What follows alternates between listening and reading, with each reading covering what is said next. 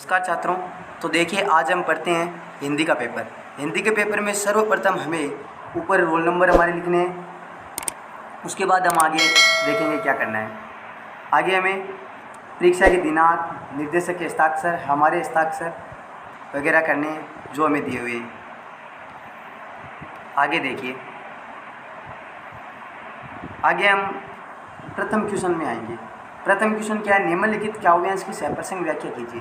इसके अंदर हमें 2 पॉइंट लेने हैं। एक तो सहप्रसंग व्याख्या करनी है, तो सहप्रसंग और एक लेना है हमें व्याख्या। सहप्रसंग के अंदर हम क्या लिखेंगे? सहप्रसंग के अंदर हम लिखेंगे कि ये 2 वाक्य किस बुक से हमें लिया गया है। फिर उसके कविता अर्थात कवि कौन है, कवि इसके कौन है, वो आपको किताब में आप पढ़ चुके होंगे।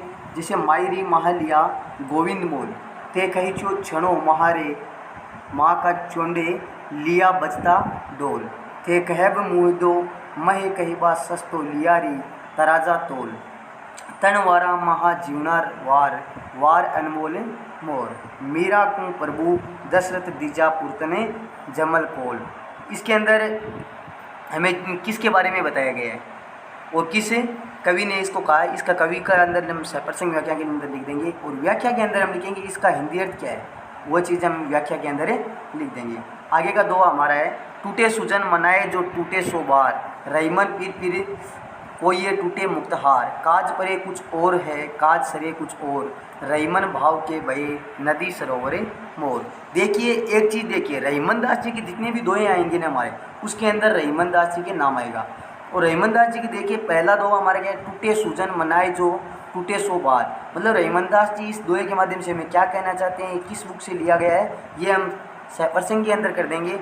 और व्याख्या के अंदर क्या करेंगे, व्याख्या के अंदर जैसे इसका हिंदी अर्थ है, जैसे इसका हिंदी अर्थ बनेगा कि टूटे सुजन मनाए जो टूटे सो बार। मतलब जो सज्जन व्यक्ति है अगर हमसे रूठ जाए तो हम उसको क्या है 100 बार भी मनाए तो अच्छा रहेगा।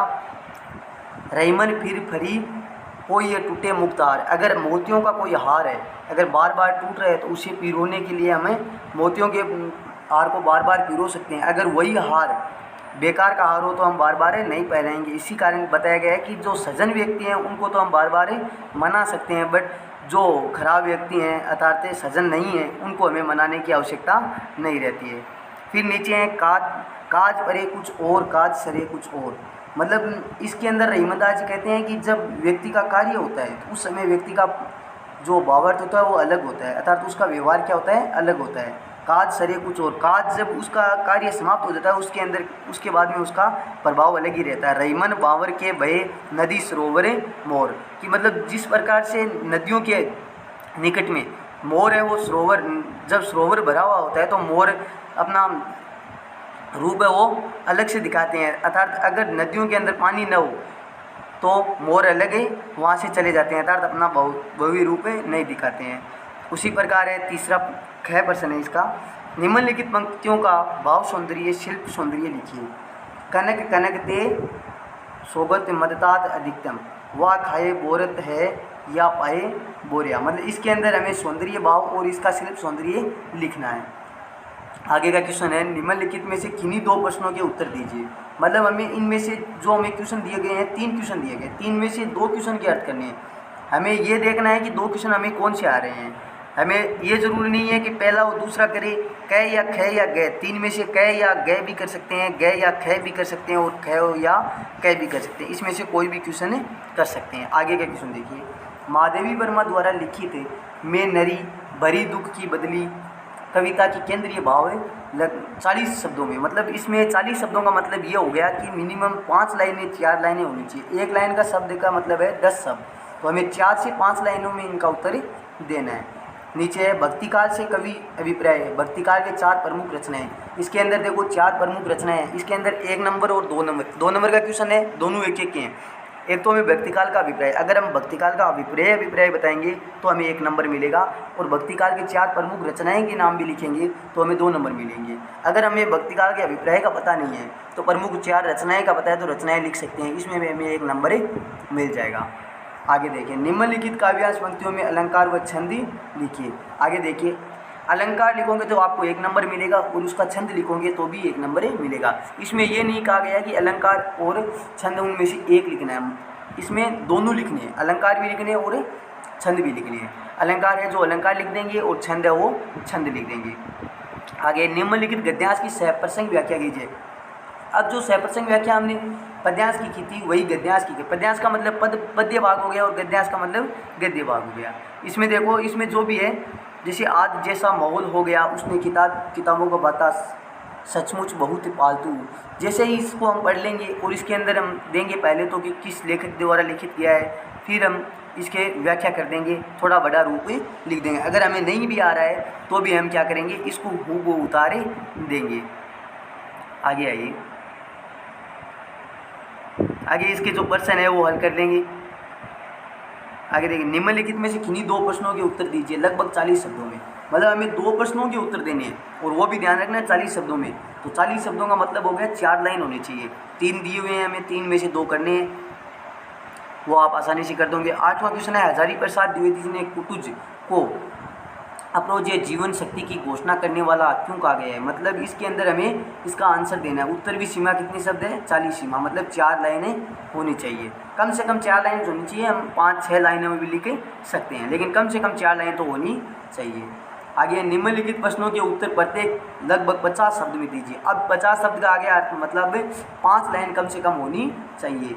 सड़क का आदमी लघु कथा के आधार पर राघव का चरित्र चित्रण कीजिए। अब सड़क का जो आदमी आपका पाठ है, उस पाठ को आपने आसानी से अगर पढ़ा है बहुत ही ध्यानपूर्वक, तो इसकी कथा आप आराम से लिख सकते हो।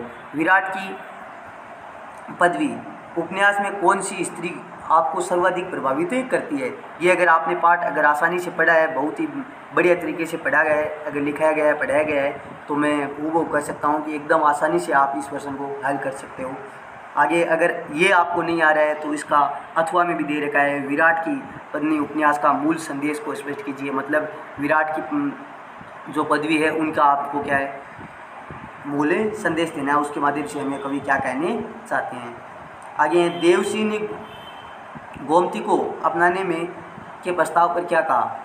मतलब जिसमें बताया गया है कि देवीसी ने गोमती को अपनाने के प्रस्ताव में क्या कहा। ये आपने पाठ पढ़ा होगा, अगर पाठ पढ़ा है तो ये भी आसानी से आप क्वेश्चन का आंसर दे सकते हो। वृंदनलाल वर्मा के प्रमुख उपन्यास के नाम लिखिए। अब इसके उपन्यास जो भी है प्रमुख, उनके आप नाम लिख सकते हो। निम्नलिखित अपठित काव्यांश को पढ़कर पूछे गए प्रश्नों के उत्तर दीजिए। अब इनको आपको ध्यानपूर्वक पढ़ना है। ध्यानपूर्वक पढ़ने के बाद में इसका आंसर आपको देना है। आगे आइए, इसमें 4 से 5 क्वेश्चन है, 5 क्वेश्चनों के आप आंसर दे दोगे। फिर आपका निम्नलिखित अपठित गद्यांश को पढ़कर पूछे गए प्रश्नों के उत्तर दीजिए। इसी प्रकार इसको भी आपको ध्यानपूर्वक पढ़ने हैं। ध्यानपूर्वक जब पढ़ोगे तो इसके भी 5 से 6 क्वेश्चन है, वो आप आसानी से सरल कर सकते हो। आगे आपके निम्नलिखित प्रश्नों के उत्तर दीजिए। इसमें भी आपको प्रश्न है उनके इसमें सारे प्रश्न के उत्तर देने हैं, ना कि 2 या 3 के। इसके अंदर हमें यही बताया गया है कि निम्नलिखित मतलब पूरे प्रश्नों के उत्तर हमें देने हैं। आगे आइए, आगे देखिए, सड़क सुरक्षा के अंदर सड़क सुरक्षा विषय पर विद्यार्थी जागरूक अभियान के लिए आयोजन कार्यक्रम का एक प्रतीक लिखिए। मतलब प्रतीक लिखिए जिसमें इसकी आवश्यकता एवं प्रयास के परिणाम किए गए हो। तो सड़क सुरक्षा के बारे में आप काफ़ी जानते होंगे, उसके बारे में लिख सकते हो। या अथवा में आपको दिया गया है निम्नलिखित गद्यांश का 1/3 भाग ही। हमें मोस्ट चीज़ ये रखना है, अगर ऊपर वाला में आ रहा है तो सबसे बेस्ट है, अगर नहीं आ रहा है तो इसका 1/3 शब्दों में लिखना है। मतलब इसका छोटा रूप करके लिख देना। अगर आपको समझ में आ जाता है तो छोटा रूप आप कर दोगे, समझ में फिर भी नहीं आ रहा है तो इसका आधा आप लिख दो, आधे से थोड़ा ज़्यादा लिख दो ताकि बढ़िया रहे। निम्नलिखित में से किसी एक विषय पर 300 शब्द है।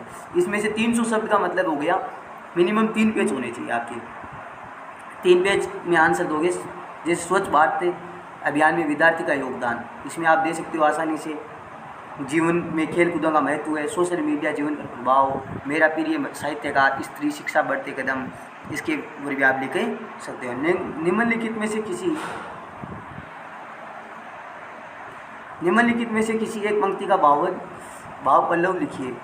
मतलब इन 2 पंक्तियाँ हमें दी गई है, इनका भाव मतलब लिखना है, इसके बारे में कवि क्या कहना चाहते हैं इसके माध्यम से ये आपको लिखना है। टिप्पणी और टिप्पणी में क्या अंतर है, फाइल गठन की प्रक्रिया को समझाते हुए बताना है। या आप बता दोगे अगर आपने पाठ बढ़िया पढ़ा है तो। ये भी पाठ के क्वेश्चन है सारे। 19 नंबर है मानव सेवा संस्था, ये भी आपके पाठ का क्वेश्चन है, पाठ के क्वेश्चन कर दोगे आप। अपने विद्यालय के हरियाली का चित्रण लगभग 40 शब्दों में करना है। यह आप कर सकते हो क्योंकि आपने विद्यालय के अंदर हरियाली देखी है। सौर ऊर्जा की नई संभावना विषय वस्तु पर परियोजना का लगभग 80 शब्दों में लिखिए, मतलब कम से कम 8 से 10 लाइनों में लिखना है आपको। फिर खंड ख आ जाता है। निम्नलिखित को परिभाषित शब्दों में एक की नहीं 2 का अर्थ लिखना है। इसमें अंदर हमें 2 का अर्थ लिखना है। फैक्स, ईमेल, सीडी, इन तीनों में से 2 का अर्थ लिखना है। जैसे मुद्रित माध्यमों के नाम से बताते हुए उनमें से किसी एक की किन्हीं 2 विशेषता लिखनी है। इनके अंदर भी किसी 2 की विशेषता बतानी है हमें। उत्तर सीमा 40 शब्द है, मतलब 20-20 शब्दों में दोनों को बतानी है। दृश्य भव्य माध्यम की विशेषता एवं सीमाएँ लिखिए। अब इसके अंदर आपको सीमाएँ इनकी लिखनी है। सीमाएँ लगभग 40 शब्दों में है, तो मतलब 4 से 5 लाइन आपकी हो जाएगी। जनसंचार का अर्थ स्पष्ट करते हुए इसके प्रमुख अवयवों का परिचय दीजिए। इसके अंदर भी आप कर दोगे लगभग 80 शब्द है, मतलब 8 से 10 लाइन हो जाएगी आपको। अथवा में भी अगर क्वेश्चन दिया गया है, अगर आपको वो नहीं आ रहा है तो नीचे वाला क्वेश्चन भी आप कर सकते हो। इसके अंदर 3 क्वेश्चन दिए हुए हैं आपको अथवा में। 3 में से जो भी आपको अच्छा लगता है वो आप कर सकते हो। आगे आपका 25 नंबर क्वेश्चन, फोटो तथा कार्टून को स्पष्ट कीजिए। फोटो और कार्टून के बारे में आपको बताना है कि फोटो क्या चीज़ होती है और कार्टून क्या चीज़ होती है। हिंदी भाषा की दशा एवं दिशा विषय पर एक आलेख लिखिए। अब हिंदी भाषा के ऊपर आपको लेख और एक दिशा के ऊपर विषय पर एक आलेख लिखना है, मतलब हिंदी भाषा के बारे में आपको बताना है। मिनिमम 60 शब्द होने चाहिए। निम्नलिखित परिभाषित शब्दों में से किन्हीं 2 के अर्थ लिखिए। अब इन आपके पास 3 ऑप्शन दिए हुए, 3 में से 2 के अर्थ आपको लिखने हैं। सूर्य, चंद्रमा, पृथ्वी कौणिक स्थिति आधार पर सूर्य ग्रहण एवं चंद्र ग्रहण होते हैं कथन को सिद्ध करने वाला एक प्रयोग लिखिए। आपको पढ़ाया हुआ होगा, वो भी आप लिख दोगे। वैज्ञानिक दृष्टिकोण की जीवन में उपयोगिता तर्क सहित लिखिए, ये भी आप लिख दोगे।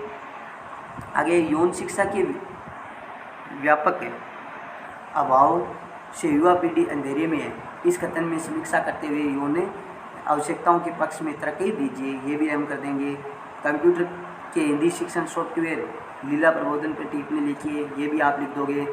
हिंदी भाषा एक शब्द है, वेग इस शब्द को मनोविज्ञान, हिंदी भाषा, भौतिक विज्ञान संदर्भ में रेखीय आकृति से समझे, ये भी आप समझा दोगे।